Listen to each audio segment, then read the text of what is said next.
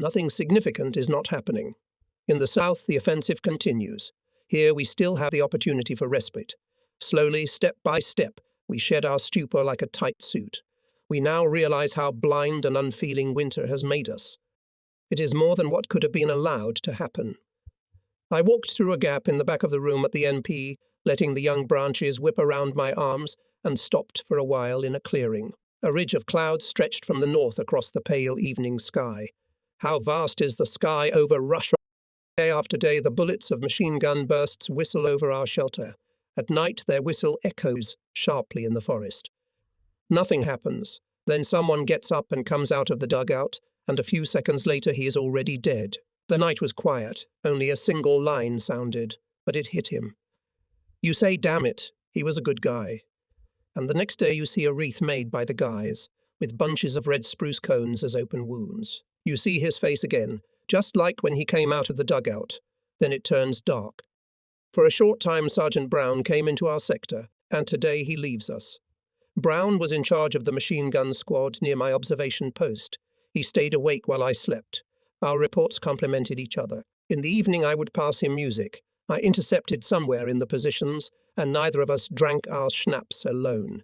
He was an ace who managed to set fire to the dugouts at P and burned the last of the barns. With iron calmness he fired bursts of tracer bullets, leaning against a tree, aiming range 600. Cue after cue at the same point until it began to smoke. Yesterday, Brown said, "What, volunteers to go out on patrol?" But today he was cursing because he didn't go out there. At night they found the Russian firing positions empty. They went through the dugouts and were spoken to by a Russian sentry in the passageway who didn't realize who was coming. There are other men who, with rifles on their belts, tunics unbuttoned and pilots askew, make their way through the countryside. There is something in the look in their eyes that sets them apart from all the others. You recognize them immediately. They are the ones who fight the war. They are indestructible. They loom everywhere, getting involved in every enterprise. Danger attracts them. They like to play with death. They're rare. They are too fast, too skillful, too determined. They master the game and run it for a long time. Then they too often break the rules of the game, or they meet a worthy opponent. One field flea ball hit 28 tanks in close combat. Then he went up on the turret to the commander of the 29th with only a pistol in his hand. He was a second too late. They fired at the same time and both were killed. Such men are hard to get along with in the rear. But at the front, if they fall into the hands of a good officer, they can turn a company into a first-class fighting unit, because their fighting spirit and courageous decisions are transmitted to all the others. Courage and courage are contagious, just as cowardice is. In the evening came long reports of enemy activity. They completed the picture. The attack was expected. It began at 3-0. The enemy opened fire with all means at his disposal, blinding our observation points, shelling artillery positions, concentrating fire on our bridgehead in R. Almost immediately, the wire lines of communication froze. The report of the attack came over the radio. The reception was poor. We opened barrage fire blindly, oriented to the noise of battle, intensifying around R. At dawn, we went outside and watched the black smoke from shell bursts at the edge of the woods, creeping toward our firing positions. One man was wounded in the artillery positions. About 120 medium-caliber shells fell near the NP. We opened barrage fire with all our might, firing from 800 to 1,000 rounds. But it was actually said to have been nearly 2,000, and half of them on R. Our own losses were not heavy, and later the NP reported that the assault on R had been thwarted by the fire of our battery. The supply echelon arrived at 4.0. At 14.0 in rain and snow, we loaded onto the train. A log road led to the railroad station. There was a temporary loading platform. The bulky Russian railroad cars were badly damaged. The steam locomotive was gigantic. The rain whipped through muddy puddles. The wind rattled the telegraph wires. The gun crews rose with mud on their arms and chests, but without haste and without delay car after car rolled up the sloping platform. Guns and gun fronts, communications wagons, chancery wagons, a blacksmith shop, field kitchens and light transportation. I still remember how we shook our heads when we got our first local van, when we were still at Culm. It was a type of vehicle with a louvered bodyside extension, the kind that farmers used to haul hay. We painted the car grey to make it look a little like a military vehicle. but we were always ashamed of it, and we had to ride at the very end of the convoy, like a gypsy kibitka. And today, all the movable property of the vast army is loaded almost exclusively on such wagons. The high wagons on which the French used to carry forage have long been forgotten. The wagons we have now are even smaller. They are wretched, shabby, little spring-loaded two-horse wagons, but they go through all kinds of mud, and if they get stuck up to their axles, a couple of horses can easily pull them out. With a friendly 1-2, got it, the artilleryman can lift the loaded wagon and put it in place. Next on the inclined platform went the horses, 5 pairs per open goods platform. Everything went smoothly, with an old experienced team on our battery, and we rolled westward. In R, we saw trains loaded with new guns and farm machinery, instruments of war and peace.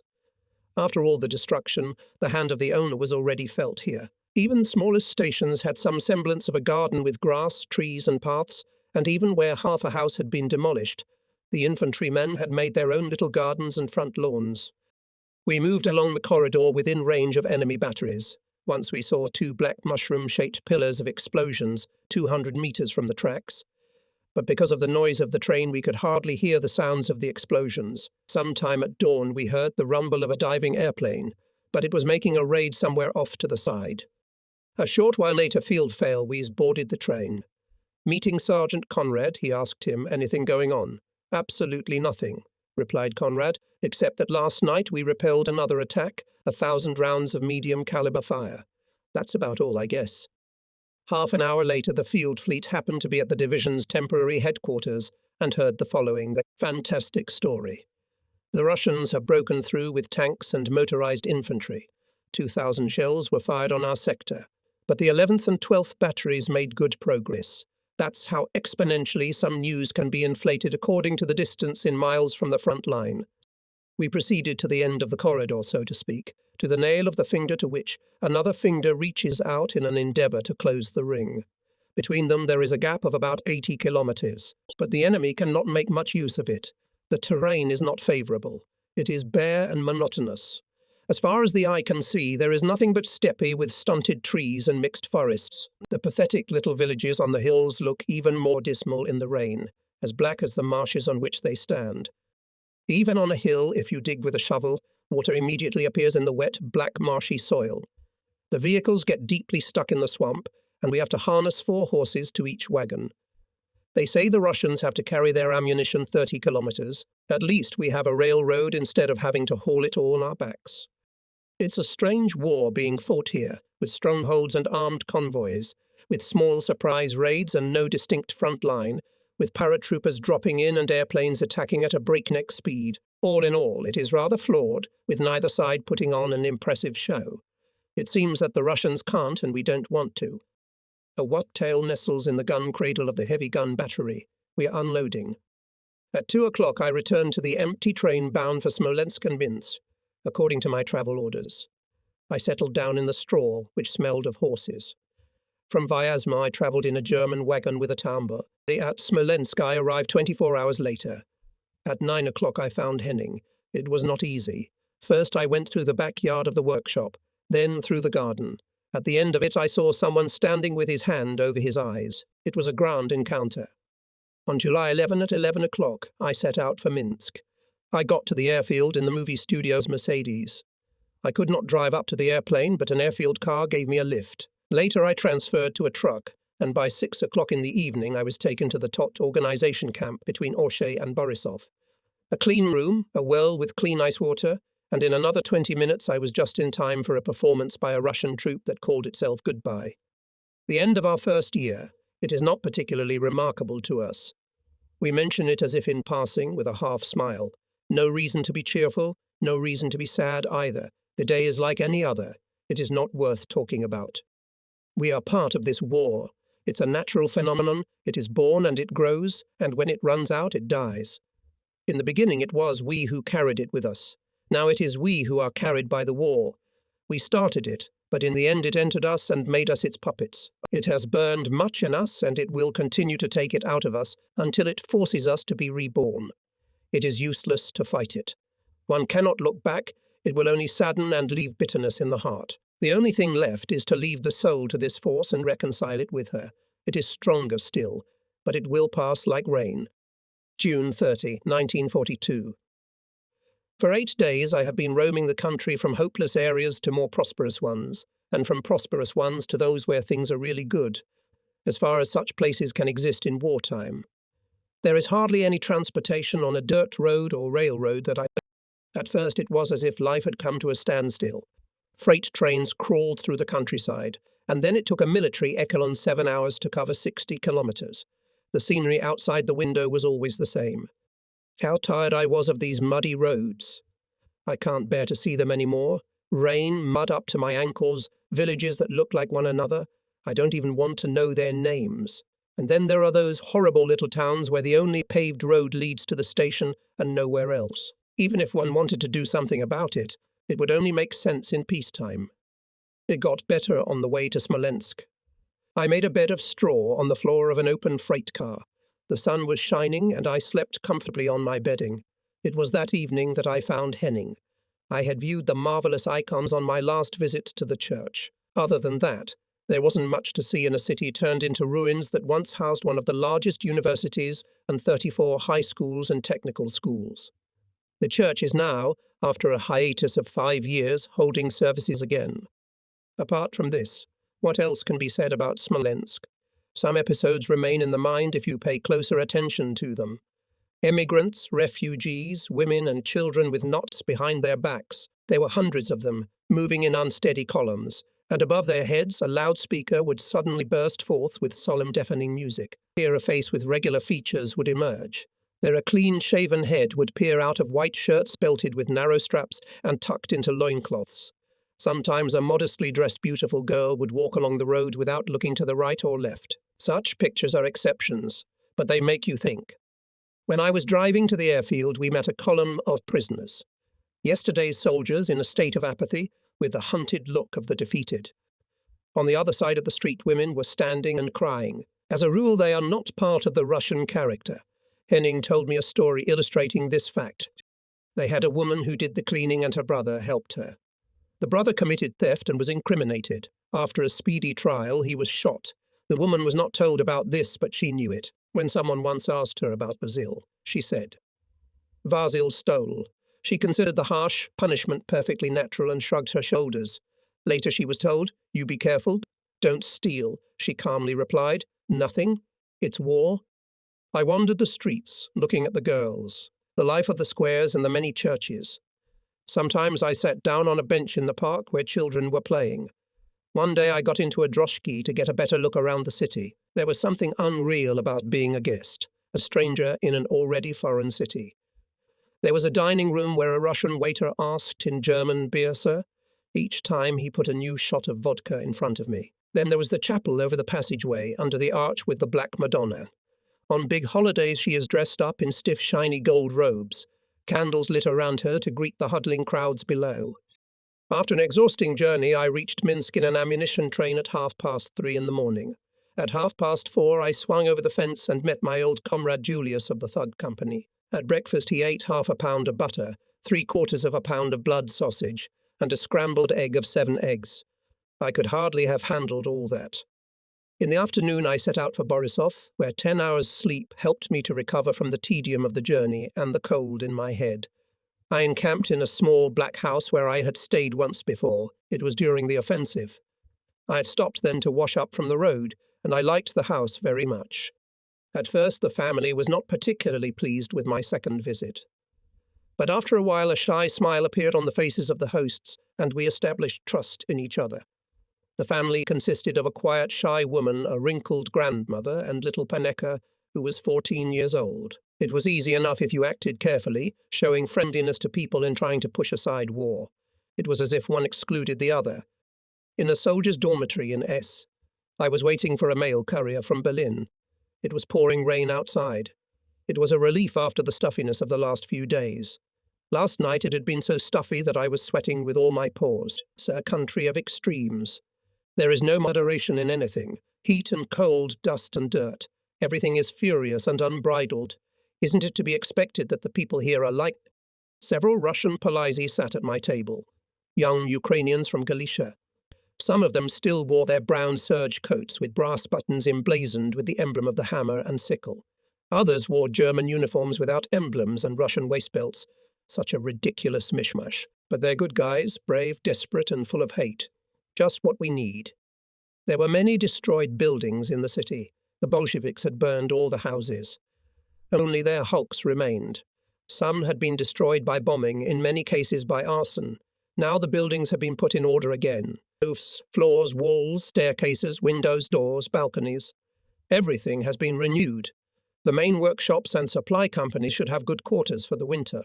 July 12, 1942. Back in the old company again. How nice it was for me to see again the little valley with the river and the good old dugouts on the hillside. So you have arrived, remarked the battery commander. Shell craters to the right and left of the railroad, a hit plane, a sloping track. The last loading place, and finally, the shack of the commandant loading into the echelon. It was all so familiar as the noise of the front at night, as the light from the dugouts off the road. Now I had calmed down again. I had heard from reports that something was happening in our sector, that we had to straighten our defence line to avoid being in the cauldron, and that worried me. But it turned out that everything was fine, nothing had changed. The only news was that Buddy was wounded, promoted to sergeant, awarded the Iron Cross of the First Degree and sent home for a visit. The boys gathered in my dugout. The light of the pale evening sky streamed in through the keysy curtains on the window, and I was reading. I had a letter from Yo, who was in the south, and another from Martin, who was in the north. I was deeply moved. How scattered are my friends, in all theatre of war. In Norway, on the Leningrad front, in Army Group Centre, in the Donetsk Basin, in southern France, in Greece and Africa, on the coasts, on occupied islands, in deserts, steppes and forests, among snowy mountains, and within the walls of foreign cities. And yet they speak the same way. Their hearts beat in the same rhythm. Here is Martin writing. I see him drinking and pounding his fist on the table. If only it were possible to start living again and keep doing my work. I'm still not abandoning my dreams. We'll realize them eventually. I found some beautiful icons. That's for the future. Right now I'm pretty drunk. And here's Yo, sitting outside his house writing about these strange times. On a strand of spiderweb hanging from the eaves, a straw sways in the wind. The cat, Peter Jr., is on the edge of a chair in the sunshine. It is Sunday morning. A faint bluish smoke from the kitchen rises and walks among the trees, and the clouds cast huge shadows on the surrounding landscape. It's marvellous. A combination of soft blue with white and yellow and pink. That's the gamut of colours I'm living in at the moment. I guess it's a reward for the horrible first half of May when the tanks broke through here. We repulsed the power station twice, and the valley was so black with smoke you couldn't see the sky itself. Our cemetery with the crosses is getting bigger and bigger, and when all the commotion and confusion subsides, I again have the sad duty of writing letters on the white wooden boards. Now they have already turned grey under the overhanging irises, so writes you. There by the battery the fine rain is drizzling in the evening sun. The air is very clear, and the soft light lays down on the grass. I just took a deep breath. There are flowers on the slope of our dugout as well as on the table inside it. The dugout is bright and cosy, like a small living room. 350 Russians had made a breakthrough and were advancing somewhere in the countryside. Toward evening, shots were heard in the rear. The sentries are doubling up, but none of this can disturb the peace of the Lord God. Since yesterday afternoon I have been at the MP, headed to the old observation post to see how the terrain had changed. I wandered through a meadow white with yarrow and daisies and came upon a sunny slope with strawberries. I stayed there so long that my companions began to worry. I couldn't tear myself away. My greed for strawberries was incredible. Here they were, red, ripe and plump.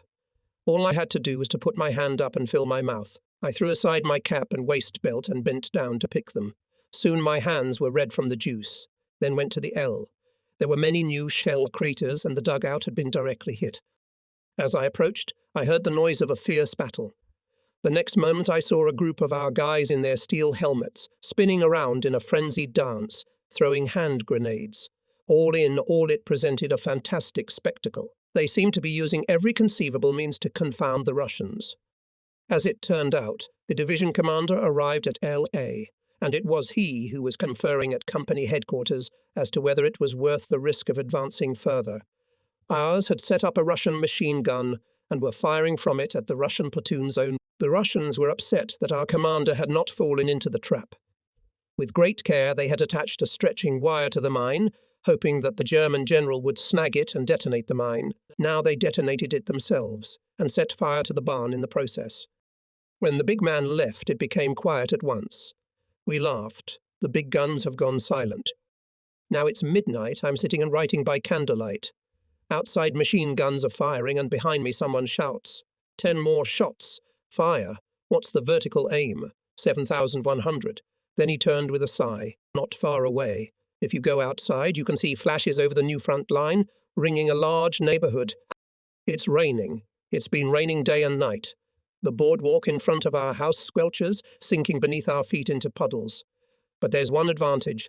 We don't get called out on patrol. Also, the flies have quieted down, flies that carry dirt on everything, and everyone, and rise in clouds, as soon as you take off the clothes hanging on the wall by the stove. The evening is very calm. A light mist has descended over the lowlands, and the roofs of the houses seem to float in the pale light. Somewhere a cart creaks, horses beat their hoofs in the stalls, and the clinking of chains can be heard. It's quiet all around, as if the front were taking a breather for a while. You sit here in the blockhouse, far from all the worries among the marshy forests, between machine gun firing points, each of which is connected to the next by a narrow boardwalk. The sentries are silent. They try not to take any chances. There are too many rebel in the woods. We had to shoot through the woods, making a kind of passageway, a necessary space between the enemy and us. It's a different world, and I'm grateful for it. In times like these, the front is the best place to be. It's not that there's always a lot of things to do. Sometimes there's very little, and one has to learn to be alone with oneself. I are incredibly free. Free from petty worries and troubles, from the inevitable sticky things you can't do anything about, just as military orders are short and precise. And there is no doubt about the feasibility of our task. There are no problems with things outside of the daily routine, aside from a small number of things common to all of us, such as the desire to get home again one day and thoughts of those we love. We forget about everything else. We don't have time to think about other things, to get involved in other things. Here I can wander through the forest, experiencing only the bliss of the green twilight after the blinding sun on a clear day. I can sit at the monumental entrance to my blockhouse, enjoying the smell of resin and the warmth of a sunny day that fills the forest with great waves of meadow scent. The sickness of our time can be reduced to a few formulas. It occurs to me that we can think about it much better here, outside the noise of daily life, when we are not distracted from quiet reflection by wishful thinking, and here we are free even from desires. They have become too meaningless before the uncertainty of tomorrow. Nothing stands between us and the majesty of the course of events. By 2:00 a.m., someone burst in with a shout of wake-up. By 3 o'clock, the main marching outpost was already moving along black marshy roads, through swamp with rising vapours and over terrain with flat uplands and dark villages. I'm always impressed by this landscape with its vastness and the sheer scope of its actual boundaries. This morning there was nothing but the dark ribbon of the road, the green of the meadow almost as dark in the cold light. The fog floated faintly between the hills, and the villages also floated on its crests. There was no variety, no charm. The same harsh tone dominated everything, so that a lone rider could be swallowed up by it and yet remain visible from afar as a separate thing. The gun carriage got stuck in the swamp, and for some time there was nothing among the hills but a group of artillerymen, teams in charge of horses, tow ropes and hoisting devices around the hapless gun loom, and a loud, determined 1-2 taken. The battery stretched out along the road. From the hills the machines could be seen moving their way forward, up a rise or coming around a bend. Then followed the usual practice of boarding the train, shoulder to shoulder, splendidly coordinated. Then rolled on in an easterly direction. During the many stops we chatted or good-naturedly bickered, laughter echoed from car to car. I took a little nap on a hay bale under our wagon. We are glad of the sunshine during this interlude, when we can sleep, when everything is prepared and we are just being moved to where we are needed. We used to revere this job, the upheaval, the new change of places, because it is human nature to be lazy and stay in one place, but we have already accepted it and forgotten about it. Soon we will build new positions, not for the first time and not for the last time. We will do what is required and soon we will feel at home again. It won't. require much, for we are essentially nomads. Then we will live in the present again, and all of this will remain just another episode of the past. We drove into the unknown of a night, filled with the roar of cars. Parachute rockets were falling from under the clouds. The ground shook with heavy explosions. Incendiary bombs erupted. The fire of anti-aircraft artillery, bright flashes of rockets in the darkness fired from rocket launchers, artillery duels. The entire battlefield framed by a semicircle of flickering signal lights, constantly changing in their silent message. We are here, comrades. We are here. The endless cry of the wide-open front line. We kept moving toward it. The mud glistened dimly like lead in the light of the flashes. The clatter of hoofs echoed rumblingly along the road. The ruins of a dead town appeared, where the only living things were the sweet smell of smoke and ourselves, the masters of this land, having come so far from the other, where our women and children lived. We continued on our way in the morning. I made the same journey 3 times. Only the creaking of saddles and the clattering of stirrups could be heard. There came an hour of utter indifference, when one became blind and deaf, unable to think of anything but sleep. Then came another hour, a moment, when one can sink into the stream and come to one's senses, when one feels a little better, except that one's eyes are still half-closed and sensitive to light, and one's throat is dry with intolerable dryness. I've seen my horse roared through the morning. She's always bellowing. You can see her from a distance. She is small and strong. Her voice is hoarse and rough, and when she gives it, her ugly face reminds me of the works of Leonardo da Vinci, so repulsive, and yet making such a strong impression. Not an hour goes by during the day that the air is not filled with the roar of fighter planes and dive bomber. The Junkers 87 returned, flying low overhead. Being in high spirits, its pilot turned on his dive siren. Our horses went mad, but we still appreciated the camaraderie. There is always a feeling of great unconscious joy when 2 different branches of the military meet in a common operation. The pilots wave at us from above, and we look up with our heads up and wave back. We are moving into a new area, and we can hear the mud and water squelching under our feet. The mosquitoes clung around the horses' necks in what looked like ruby-red necklaces. When we got back from the new NP, the artillery echelon was just rolling up the last gun. The screams of the drivers echoed in the empty space between the 2 villages. In the background, the horror of the Gehenna of fire continued. Monstrous columns of smoke, dark, white and purple, to which more were being added all the time, rose into the sky. The result of merciless shelling that shook the ground and made the panes on the windows rattle. Squadrons of our and enemy airplanes clipped each other in the air. Ours were numerous. A Russian bomber was blown apart by a violent explosion, and flaming debris rained down from a cloud of smoke. August 22, 1942. 7.0. For an hour and a half we were under hurricane fire. Rocket volleys, heavy mortar hits, tanks. 5 times attacked fighter planes. Tanks broke through from the left flank. A direct hit on the NP. The telephone was shattered, but there were no other losses. Fire control moved to our personal dugout. Several tanks in front of our position, all burning. Concentrated charges at the ready. We will use hand grenades and submachine gun in close combat within range. The main blow is struck on the adjacent sector, 500 meters to the left. 7:30. Brutal barrage fire. Caught in a funnel, staining with mud all the back, mortars and Katyusha. 8.0. Infantry attacking on the northern edge of the forest. Fire shaft Ludwig. The enemy battery changes position on the slope to the southeast. Running out of ammunition. The fire is conducted by Rosenberger 3. 8.20. Our own battery is working again. Using delayed action shells, all guns open fire on the infantry at the edge of the woods. 8.25. Finally, dive bombers. We fire rocket launchers indicating targets. 8:30. Hooray, they're diving. 8:35. Fighter bombers are coming into action, bombs and machine guns. Visibility is reduced by the explosions. There, on the Russian positions, evacuate the first wounded. 9.0. The company advances to the southeast corner of B. Now there are 2 companies, mounted artillery, cargo transport. Order to open fire, main line of fire 235 plus, vertical aiming 7,200. 9:30. Infantry attacks through the barrage Ludwig supported by tanks. 10:20. They almost beat us. But during the past 20 minutes a hail of bombing rained down on the woods in front of us. One heavy one was dropped 200 meters from the main line of artillery positions. The ground shook. The forest was covered with clouds of smoke from the explosion. 10:25. The Ratte are attacking. Our fighters destroyed 4 Russian machines in 3 minutes. 10:30. And again, tanks. Anti-tank guns are firing like 10:35. Look out, fighters, a new attack. Report. A tank has been hit.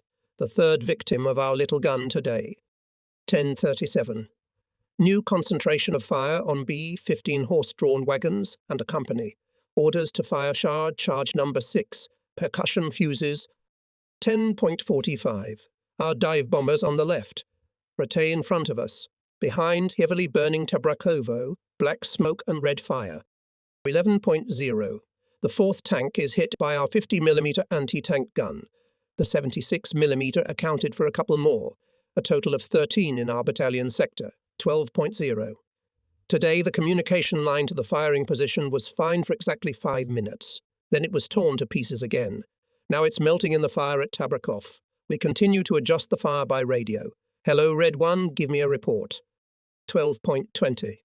The 14th tank has already been set on fire.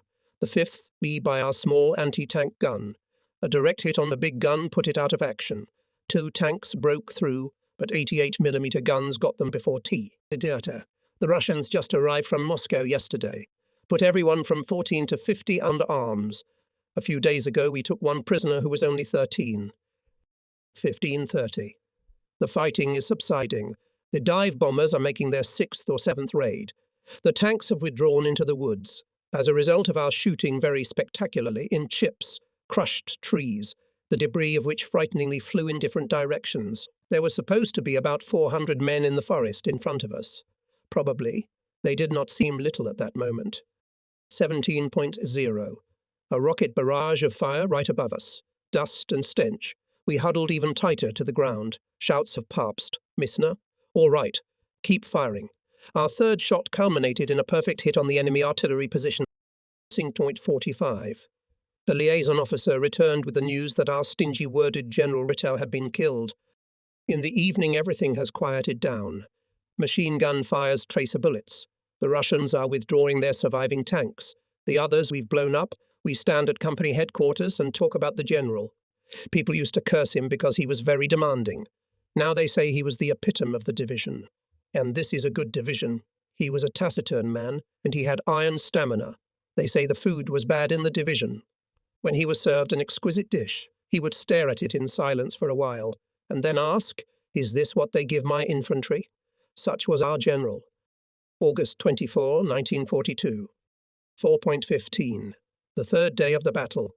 It simultaneously begins at once on the ground and in the air. 4:45. For an hour and a half there is a brutal hurricane fire in the sector on the left flank. Yesterday at 0:30 I returned to the firing position for a 2-day shift, but last night I had to go up again. Lieutenant D. Spengler was killed. A direct hit on the observation post. During the night we were building a dugout. I don't know what time it is now. One and the other of my watches went out of order in the course of the battle. I only know that the shelling has been going on since 4:45, and it is hard to believe that a few square meters of ground can withstand so much metal crushing it. 7:0. A short respite. Not so much shelling. We erected 2 dugouts, one as an observation post, the other for our radio operator 80 meters to the rear. Several shells burst between them. They damaged our cable. One of the 120mm shells fell 3 meters from the radio communications dugout and shattered the beam over the entrance to the Christinaire. Lieutenant Mack and I looked like Negroes. We crawled between cabbage beds to fix the cable. Telephone communication was impossible in all that rumbling. They launched a mortar attack just as I got halfway up the hill. Carpet rocket fire came over me as I lay in a crater from a 120mm shell. The erection of the new observation post was completed just in time for morning. It's a miserable time and quite wet. We have to crawl. After 10 minutes at the optical tube, my neck becomes stiff. But I'm glad we can observe this far out. We'll make up for it tonight. I can't wait for evening to come. Christina just told me on the phone. I'm thinking the same thing. So far, our little anti-tank gun has hit 5 tanks. Yesterday, the regiment's tally was 58. One broke through today, where Franz Wolf sat with the communicators in the sector on the left. Yesterday, we shook hands when we met. At the battalion command post, I was told about it 2 days later, after he had had time to relay the report. Tanks. They're shooting. Then he ran up there with his telephone headset and everything else wrapped around him.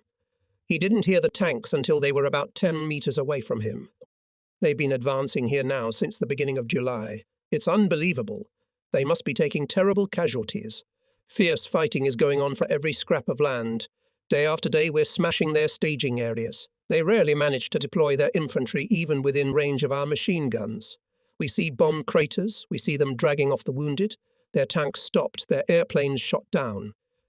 They run around in fear and helplessness as our shells lay under their noses, but then they reappear, moving into the open and rushing into the forests, where they come under the strafing fire of our artillery and dive bombers. Of course, we also have losses, but they are incomparable to those of the enemy. 18.0. I determine the time by the sun. A new attack. It's on the left again. The tanks are rolling into the attack, and you can hear them quite clearly. You can almost see them creeping forward with a rattle, and guess with the accuracy of a second when they will reach our lines of defence and begin their yapping firing. But our artillery is already in action. The forest is covered with fiery bursts of shells and puffs of smoke. Machine guns crackle. The effect of the flying shrapnel must be terrible. Meanwhile, far behind us, anti-tank guns opened fire, but it lasted only between 15 and 30 minutes. Then it subsided. Now we hear the rumble of another tank attack. So far, nothing is happening. Seconds pass, one after another, and not a single shot is fired. Don't open fire and let them get closer. The optical tube shows a burning house. The smoke from the artillery bursts of fire drifts away like a fog. No visible movement on the enemy's side. A little later, in the evening twilight, all hell broke loose again. Mortars, tanks, machine guns. But of all the attacking infantry, only a couple of defectors reached our positions. Then it was quiet again, and we spent the second night building our dugout. It now had a good roof, a solid protective layer of bricks and an earth buffer against ricochets. We also dug a communication passage to crawl along between the two dugouts. August 24, 1942. The day started early with a shaving attack by fighter planes. In addition, rocket launchers opened fire, over which white fire spewed hourly at enemy positions in the woods. A few tanks and mortars sent us their morning dispatches intermixed, but in general it was quiet and there was little movement on the enemy's side. We even went outside a couple of times to sunbathe behind the dugout. 2 runs of 5 minutes each. A strange sight opens up when you stop for a moment at the entrance to the dugout. The guys are scattered in hiding places, behind broken garden hedges, in haystacks in weedy fields among the ruins of burnt houses. Occasionally one would catch sight of someone wading, bent over in a 3-degree crouch, along the road, his steel helmet gleaming for a moment. They are always at the ready to stab quickly into cover. You can hear the click of a machine gun bolt, sometimes a short shriek. In general, in between the shelling, quiet. But you can feel the tension. Tonight I will be replaced. Late at dusk I went back. The last squadron was passing over the forest with the howling of sirens. The shelling had become more sensitive, the explosions more indiscriminate. In the sky, a sea of chaotic lights of tracer bullets and shells, volleys of katyushas, and red, green, and white flashes, as if by magic, appeared in the gentle evening sky. Then we were pelted with food, so that I could offer Franz Wolf some schnapps. Suddenly we were all together, and it was nice to see the faces of good old comrades again. There is always something wonderful about meeting each other alive and well. Missner was there waiting for his shift change at the post. Christina asked, "They haven't shot you yet, buddy?" "No." "Well, then you're lucky. They made a hole in my tunic." Franz said, "I just patched it up." So what? Look at my pistol holster," replied Missner. We all agreed that it felt completely defenseless to be lying up. "But you're with all of us now," Christina declared. "When you're in company, you don't pay attention to what's going on, and you wouldn't want to be anywhere else. When I got back from their vacation, I found the 11th. But when they told me the battery was moving forward, everything was fine. I guess times are changing. Just now the battery is firing a quick shot. The 2nd this evening. The black smoke from the flamethrower charges means that the flame ejection is not always visible. The locks slam shut, cartridges clink. Then again you hear the voice of the signalman. "Hello, Ritu 2. We have nothing new here." Clear and clear, though almost monotonous, you can feel how well everyone is working together. The observers up there, the signallers, the gunners. Since yesterday, I have been back at the position of the advance watch. Last night I didn't sleep a wink. There is artillery fire from the enemy, then our artillery opens fire. We strengthened our dugout even more. It's calmer today. Dust and smoke are still slowly drawn in through the entrance, but as long as a beam doesn't shift or a huge piece of earth doesn't fall into a soldier's cauldron, we don't particularly pay attention. The day is leaning toward evening. My steel helmet is getting heavy and my tongue is numb from excessive smoking. The sun peeks into the dugout. It's good to sip wine. I pick up the dusty bottle, hold it in the billowing, sunlit smoke and admire the play of colours, green and red. What's not a Spanish Madonna with a mantle like this? My neighbour on the side is sprawled out and sleeping. In his sleep his face is pale and suffering. I can see the stubble on his chin. We have a Russian burqa with which we cover our legs and, if we can, our ears. In fact, only one of us sleeps at any one time. But on a cold night there is enough room under it for two. A little later Lieutenant Mack and Klaas arrived, and Hans and I went back out. We tightened the straps of our steel helmets and hurried out. It was not very pleasant to be in anticipation of a bullet when walking through a bare hill on a moonlit night. We wanted to leave it behind as soon as possible, to pass the numerous shell craters, the trampled, burnt and ridden bread field in front of T, the crossroads with gaping holes in the craters. The sentry at the anti-tank gun politely asked us the password. Then we passed a padded tank, and then the lowland where we always light a cigarette. Once again, I had my eye on target 215. At the intersection of roads were several positions of anti-aircraft artillery. A man appeared in the open, took off his overcoat, remained standing in a short-sleeved shirt in the bright sun, then wandered carelessly to the pond to bathe. "Reinhard," I said. "Reinhard, look at this, isn't it impertinent?" We were squatting, and we were itching to get into a fight. If only some gun had passed by, but the god of war was kind. Even two guns appeared. They came up shakily but nimbly over the hill past point 235 and were moving toward 315. What luck! The order was given to open fire. Report ready. We waited. Here it comes. And then a mushroom cloud. As of 155mm caliber is not an Easter egg. He grabbed his tunic and disappeared into the shelter, raising a column of dust. The charioteers touched their horses and galloped away. We caught them at point 325.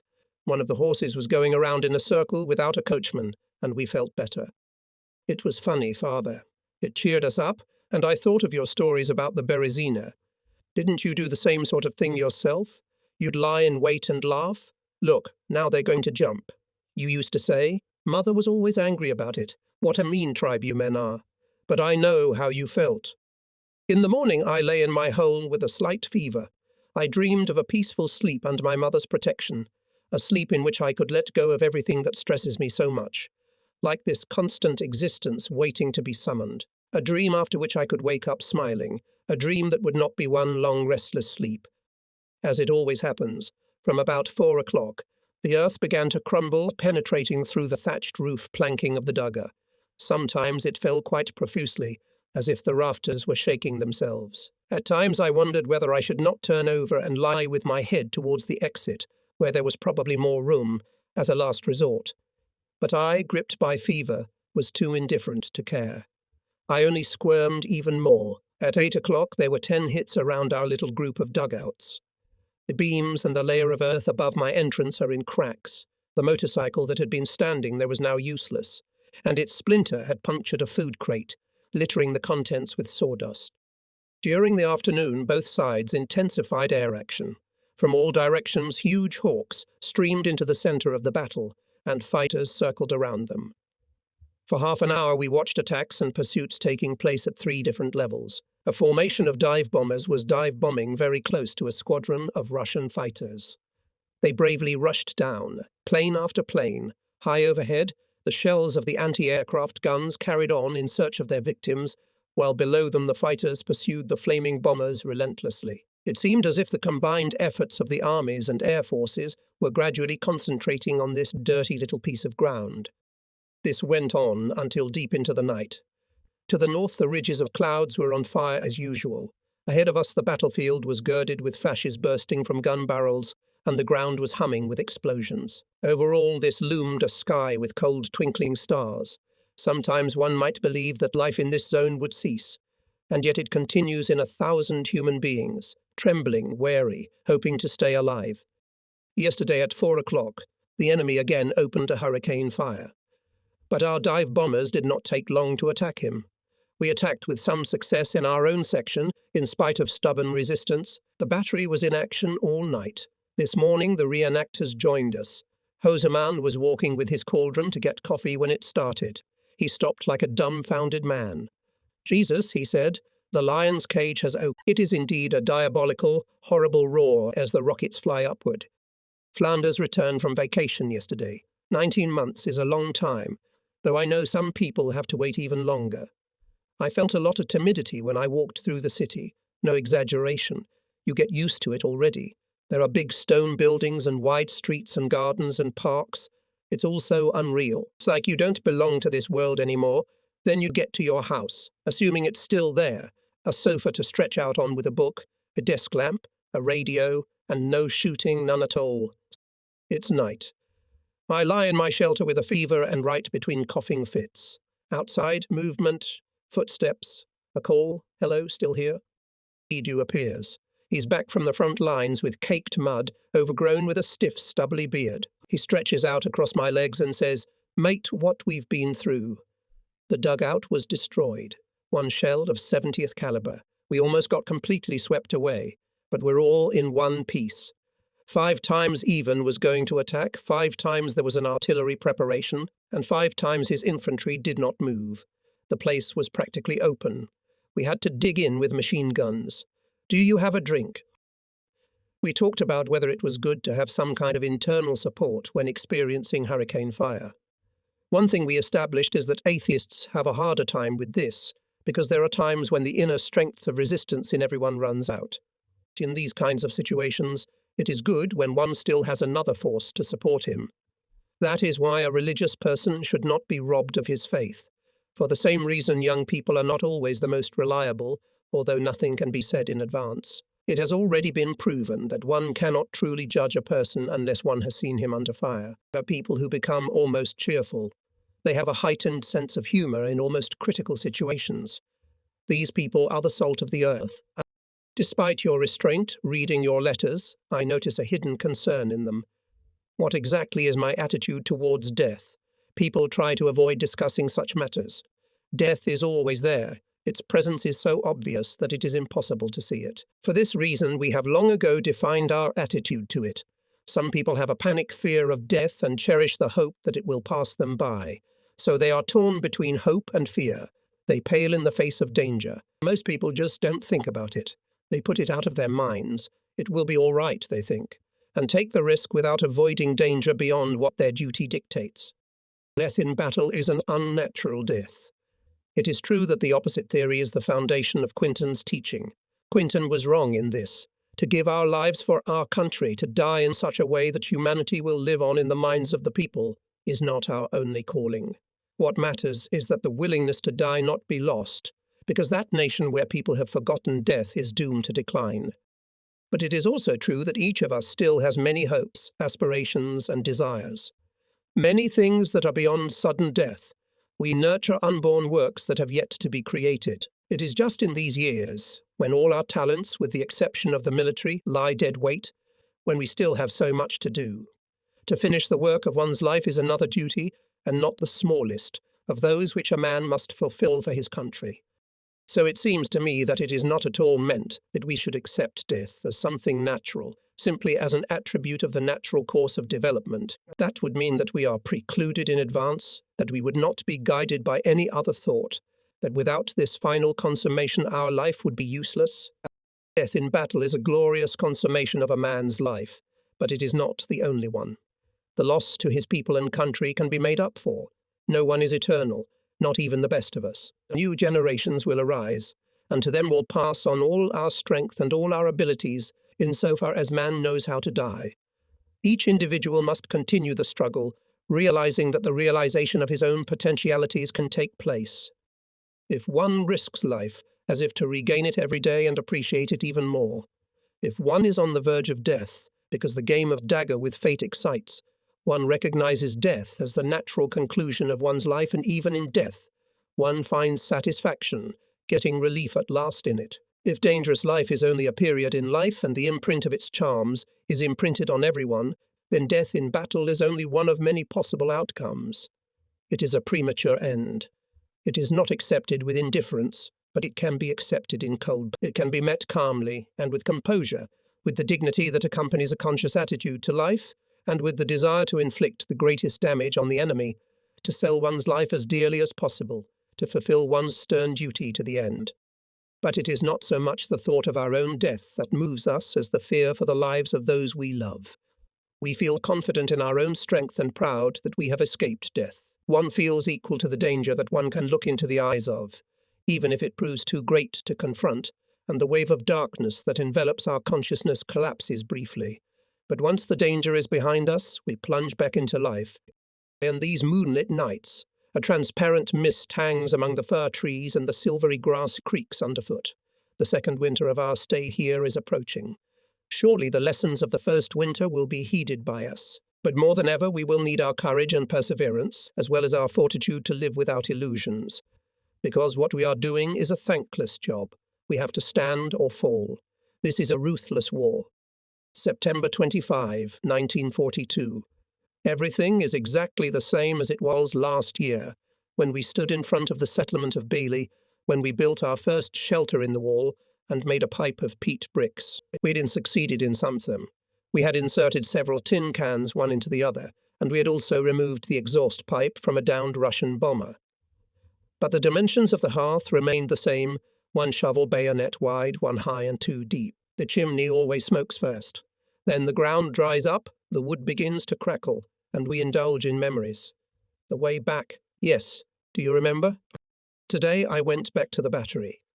At the entrance to the dugout, Schmuck was sitting over a bucket of boiling potatoes. I took a couple of potatoes, peeled them from their thin skins. They were wonderful and hot, but I only felt it after I had taken a walk the day before. I realized what a delight it was to eat potatoes. I was completely satisfied, and it occurred to me again how much we have come to appreciate the little joys. I am once again acting as the forward observer. I was to replace someone farther up on the right flank, and the new order caught me when I was on my way. We had not travelled much that night with our gear and equipment, and it was not very easy to walk with a load on our backs and another on our chests, in rubber boots like divers' flippers, through mud and puddles, through that sickly bush, where you have to watch all the time not to lose the right direction. But every road ends somewhere. The Bavarian unit holds the position. The fire line stretches across the bare countryside. The line is narrow and fairly dry on the hills, but in the lowlands it is filled with water. You have to squelch through muddy water. Machine gun firing points are pushed forward like little bastions. They keep under fire in front of the adjacent terrain, dotted with hollows with bushes. Everywhere hit tanks. It seems as if our position was a kind of breakwater, taming the wave like a giant armada washed ashore. Here on the hill the position is well equipped. There are drainage ditches. The mud is held back, and the water is clear enough for washing up and washing walks. Short trenches lead to latrines and garbage pits. A message passage connects us to the rear. The only trouble is that the dugouts are shallow because of the high water level. You have to walk ducking down, taking cover behind the ledge of the trench if you want to dodge a bullet. There are 2 men in one trench, and one can only crawl over the other. Sitting upright is impossible. Neither upstairs nor downstairs, even on the sides, there is not a meter of free space. Every movement becomes a procedure. The floor is covered with straw. That's all we have besides a narrow shelf where we put our provisions and a niche for the phone. I've moved my tablet and binoculars behind my back. Everything else is in the front. It's cold. We place a candle between 2 herring tins to heat tea in a mug. When we go to bed, we pull a blanket over our heads and keep each other warm. I walked around the position. The sun was shining. In a secluded corner, the first machine gun crew was catching lice and scraping dirt off their overcoats with a knife. From time to time a mortar fired. One of the soldiers was hit by a shell. A dark puddle of blood began to form, and he lay there moaning. His comrades held his head, carefully bringing a mug to his lips. One of them spoke to the wounded man as a mother speaks to her child. "Drink. You will feel better, don't worry. They will come for you now. They will come at once. Alfred, instantly." At dusk I was standing in the trench checking radio communications. Something was out of order. I turned the tuning a little and suddenly caught a German radio station on short waves. The commander of the platoon was passing by and we let him listen to it. And how strange it was to hear it. As soon as it got dark, we started to build a new dugout. Slowly the magnifying glass rose. The brittle grass crunched underfoot. The weapons turned frosty.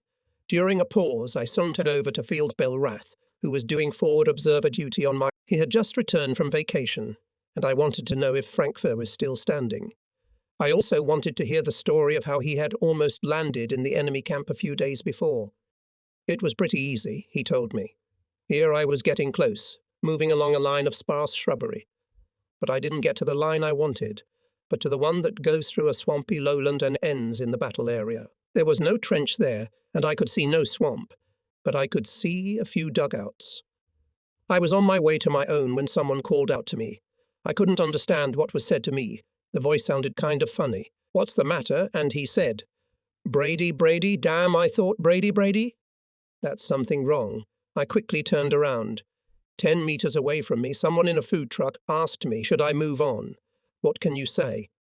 When we were already 50 meters away from the place, I said to my men, "Didn't you stupid morons see that it was the Russians?" Ivan didn't fire a single shot. It was unbelievable. But then they rasped our own trench, and a couple of machine guns opened fire. I threw myself on the ground and kept calling until someone shouted. Finally we got to the trench. But for a while they, the rascals, didn't want to believe we were Germans. I stood at the first machine gun, waiting for the artillery preparation that would precede our attack. The operation began minute by minute. Soon afterward a squadron of dive bombers appeared. The ground was covered with the explosions of shells of all calibers. Dark grey-white smoke rose in a dark purple cloud, slowly drifting away in a westerly direction. Directly opposite the sun rose mushroom-shaped clouds from the next bursts. One after another they rose, taking on bizarre shapes. Then in the form of a cabbage stalk, then in the shape of the tips of jets, then a clenched fist. All the time dive bombers dived into the smoke, and through the eyepieces were seen huge clods of earth flying into the air. The shaft of fire rushed forward toward the enemy's rear areas. Individuals were seen first, and then groups of men retreating back. But there were still yellow flashes bursting from the barrels of tank guns, and again a cloud in the east, which indicated that a strafing rocket fire was in progress. Our batteries responded with intense barrage fire. Toward evening we reached our objective, and the enemy visibly drooped. My shift arrived with a couple of wagons loaded with logs. It was so quiet that we could drive straight to the dugout. Everyone said hello by the hand. The stanchions and boards were piled quickly and quietly, and soon the wagons were away again and melted away like ghosts in the moonlight. At 4 we hung up the cloak tent in front of the entrance and lit the first fire in the stove. At 4:30 we walked back, barely moving our heavy legs, dead tired. October 2, 1942. The forward observer reported 2 hits from heavy mortars. The dugout is so badly damaged that it can no longer be used. No casualties. All our work has been for nothing. All right, we'll build a new dugout. Evening. Next month I'll have to live in this dugout alone. That is, when I go back to the battery again. I'm glad. I'm so happy when I'm alone. This morning Edu woke me up just because he wanted to chat and I was so tired. In the evening the pariahs sit up to talk about their problems. Sometimes I tactfully have to get rid of them. I have so much to do, and when there's not much work to do, sometimes I want to read a book. You can't give all your time to talking. I want to make myself a bread and margarine sandwich and meditate. Most people don't seem to share this need to be alone with me, but solitude has never been a burden to me. In any case, I am virtually never alone. There is a stove that sings in its own way, and there's a mouse that lives upstairs among the boards. They are my friends with whom I talk. Today the new forward observation post dugout is finished and ready for occupancy, probably confirming the news of the imminent advance, with a shift arriving to deliver the last load of planks for the second roof deck. We've managed to spend the last 3 days peacefully. Nothing much had happened. Perhaps we didn't even smell gunpowder. Anyway, our trench is deep. As for the types creeping up at night with machine guns and the horizontal machine gun fire, these are all mosquito bites. We are used to them and hardly hear them. A light anti-tank gun of the Russians shattered one of our machine gun firing positions, and the trench was showered with earth dislodged from the berm. But as the machine gun itself is only there at night, we laughed it off. Too bad I was in a neighbouring sector, shooting the target at range, or I would have shown him, that little upstart. The next day, however, I fired heavily on it, and it went silent. It didn't require much artillery. We were only 400 metres apart, but it was an impressive moment, because the Russians saw me, and I gave them a lot of trouble. Fortunately, I had already been given the command to fire, and for the rest of the day they showed no further signs of their presence. It is difficult to hit these anti-tank guns. They change position all the time. They move forward, fire a few shots, and disappear before you realize it. If you're not in position when you get the command to fire, you won't be able to hit them in time. I walk along the line of field fortifications in the pleasant company of our bearded fighters. Some have indeed grown beards, long beards that would do honour to a submariner. They are restless. Look, who's here? Our artillery reconnoitre. Come here, my boy, I'll show you something. This is where you're to suppress a firing point just over there. And next time, lad, if it isn't the fact that you have to fire 20 shots there for me, I'll come and melt the stove myself to heat your dugout. Come on, let's pin the old Ivan's tail a little. I got a sniper rifle. We lay side by side, one with binoculars, the other looking through the telescopic sight. Early in the morning I was walking along the trench and came across a sentry, a small man with a round face under a steel helmet. He stood there alone, shrinking from the cold, shuffling from foot to foot. Some men jumped out of the dugout, tall, thin guys with red beards.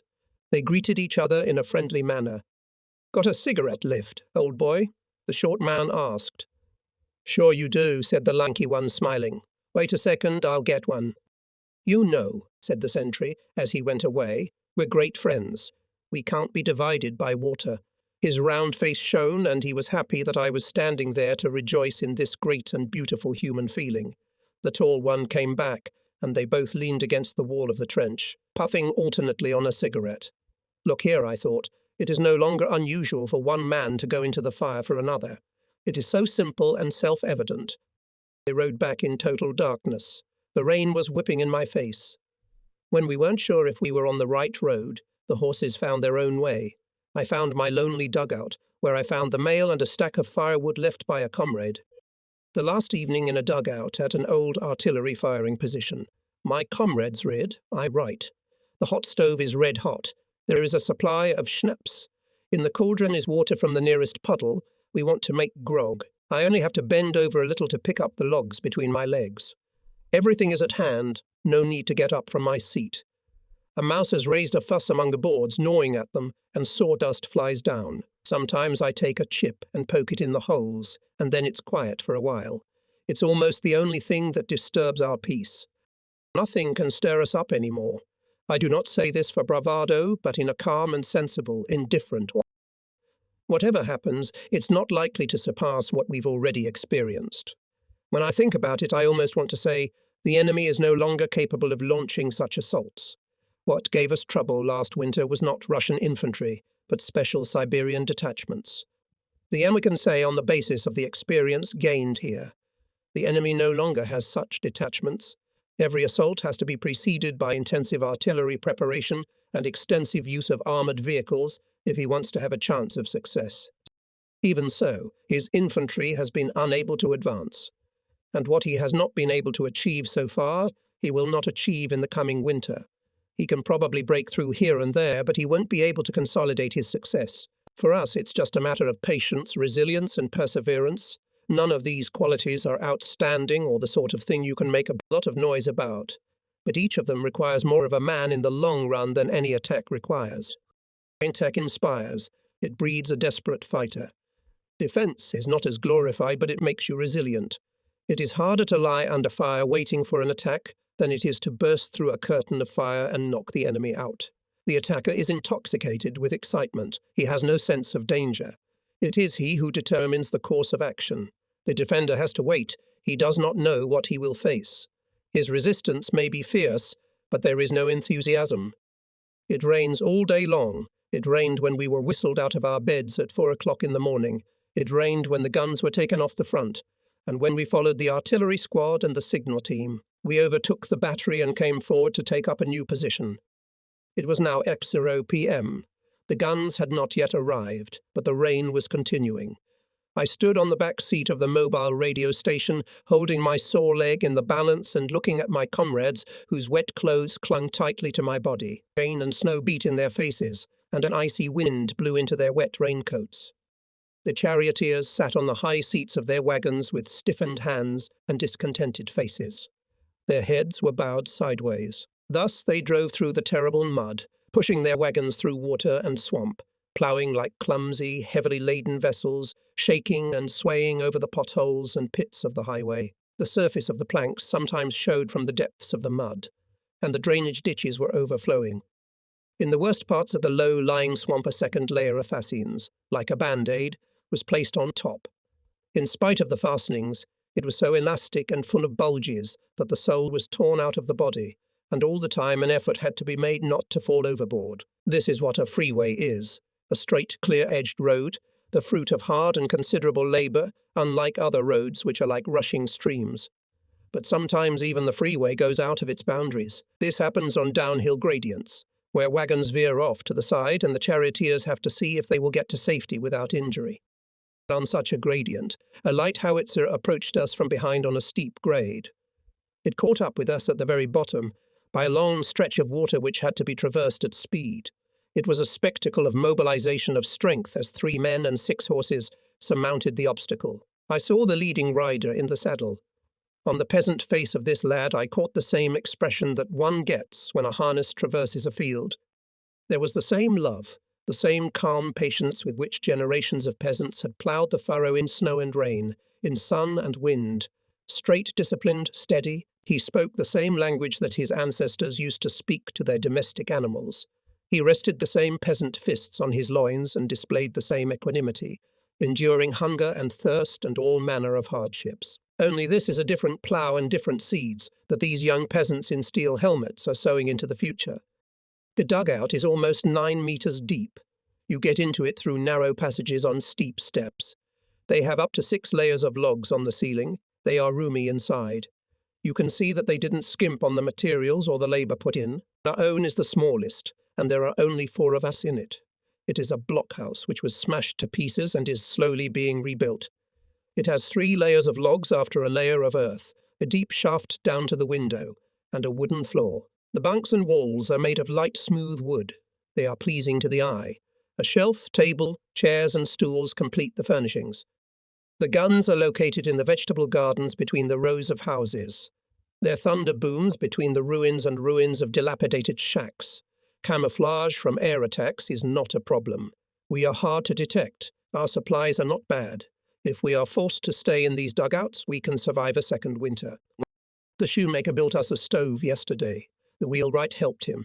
You should see them, the 2 comrades. The shoemaker did his work so lovingly that it was impossible to tear him away. He measured and laid each brick, explained everything, and caulked the gaps with clay. His rough hands gently smoothed the sharp edges, and he said here, here, and so, with each brick laid in place as if he were working a spell. He did his best. You could see it. Would it be all right like this? Is it wide and high enough? Yes. He put a sheet of iron underneath. It'll be better. Would the door be all right? And his face, with cheeks like 2 apples, with childish eyes, bent with vivacity over the hole, which began to look solid among the bricks and clay. Marusa had to call for him 3 times before he came to lunch. And then the chimney. That wasn't easy at all. It had to be discussed properly. Both of them got quite heated in the argument, the cobbler with his high voice and the toothless wheelwright with his grumbling bass, but they both huffed and puffed, excavating the earth and digging a passage for the pipe. We have a small pan with a handle. It's got all the equipment for an extra kitchen in the dugout. Other times Dola and Marussia bring us boiled potatoes and put them in a basin on the table, which is much easier. Their mother was washing the dugout this morning. She started doing the dirty work of her own free will. Believe it or not, she even remembered to wipe the legs of the chairs. It's not that all the dirt on the legs had disappeared. It had set in thoroughly, but it was possible that by the time Christmas came, it would have succumbed to a second attack. When she had finished, she asked if we would like a tablecloth, and proudly pulled out a piece of wallpaper. They are certainly beautiful. They're not quite new anymore, but the underside is still white. I brushed off a dried-up bedbug. Now the tablecloth is spotless. Meanwhile, the bathhouse is heated. It's in the middle of the firing position, 40 paces from our dugout. I went there, limping, some time ago. It's really just a laundry, but it's very warm and bright. The water is boiling in a steam boiler, and a suitable disinfection chamber will soon free us from our little partisans. Russia is, as it were, a clean country. Very clean. At the door I saw 2 women, each carrying a couple of buckets on a wooden pail. They asked in a friendly manner, "Comrade, to wash?" They were going to follow me for nothing. It reminds me of a story about a traveller in Russia. Russia is the cleanest country in the world.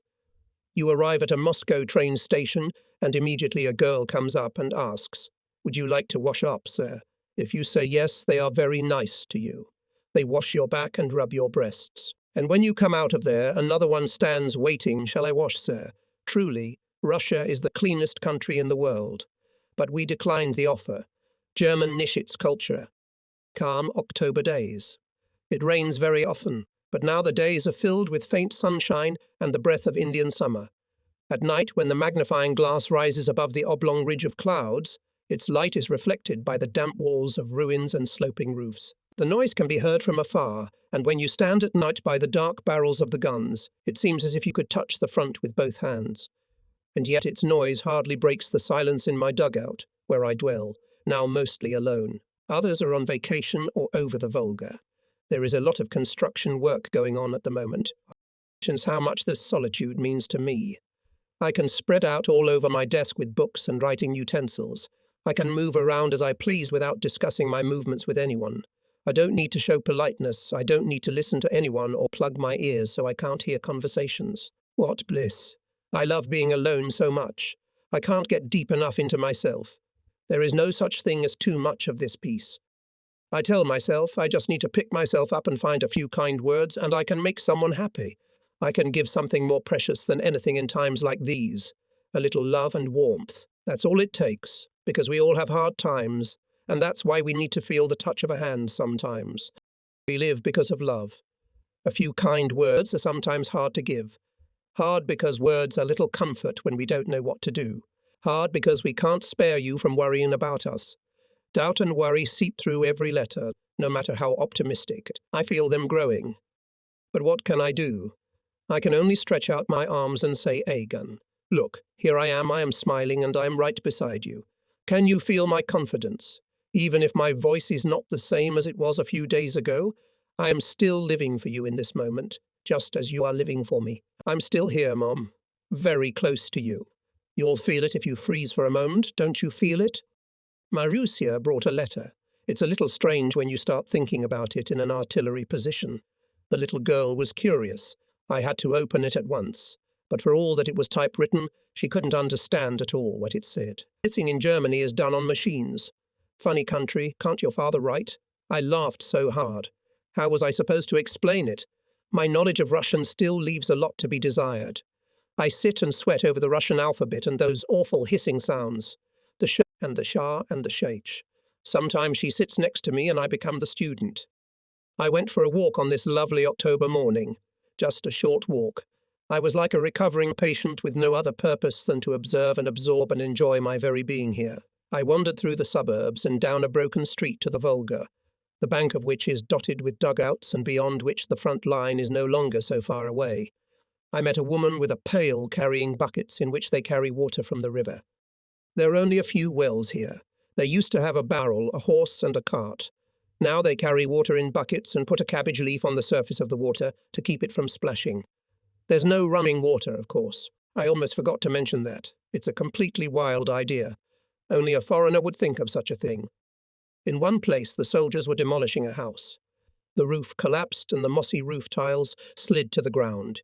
Clouds of dust rose, rafters collapsed. It was a quick job. But little was left of the house before they had even begun. The front had been breached, and fragments of the frame hung swaying in the wind. Only the Dutch oven, in all its white splendour, survived. Now it stands, cold and lonely, in the open. How different the town was when the front came upon it. What an entirely different landscape it presents. Beams, planks, cobblestones and wires, abandoned household utensils, craters and trenches. You walk through it cautiously. It's like a ghost, even in the sunlight. Life is again crammed into dens and cellars, cellars whose windows are boarded up with wooden boards and sheets of iron. Occasionally remnants of window glass are visible, allowing scant rays of light to penetrate the musty twilight, and yet they hold on, old men, women, and children. They are the strong ones, timid, haggard, good-natured, shameless. As the circumstances dictate, the old man steps aside, muttering, touching his hat with a drooping gaze. The passage through the mud on the road is narrow. A little girl walks toward the river, the shawl on her head scarlet as a... An old man ties a straw around his hat because it will soon be cold. How simple. A few planks, 1 or 2 logs, and the outer step is ready. The straw is laid between them. He drags it in his tattered sack. God knows where he got it from. In winter you build a second stove, and with the coming of summer you take it apart again. If there's no door, you take wood and an axe. You do everything with it, joints and all, and everything holds. You don't need nails or bricks, just an axe and wood. This amazing craftsmanship exists side by side with what's left of the factories. Above it all rise the green domes and slender spires of churches, white, gleaming, forgotten, broken. How to combine all this? Little cultured, rambling, inscrutable people. There is an old man with metal-rimmed glasses and a well-groomed beard. In his clean room the samovar gleams merrily. There is my laundress who saw her eldest son off to Germany and now only has to feed his younger brother. She does not take her eyes off her laundry until she has ironed it. She darned my sweatpants and a pair of underpants, though I didn't even ask her to do that. The little boy is modest and friendly. Then there is the boy who buried his mother in the garden behind the house, the way they bury animals. He tamped the ground without uttering a word, without tears, without putting up a cross or a stone. There is the priest's wife, almost blind from tears. Her husband was deported to Kazakhstan. She has 3 sons who are unknown where they are now. God only knows. Their pictures show intelligent faces. Where is the key to all this? It's not just a question of establishing order here. The world has collapsed and the natural order of things was disrupted a long time ago.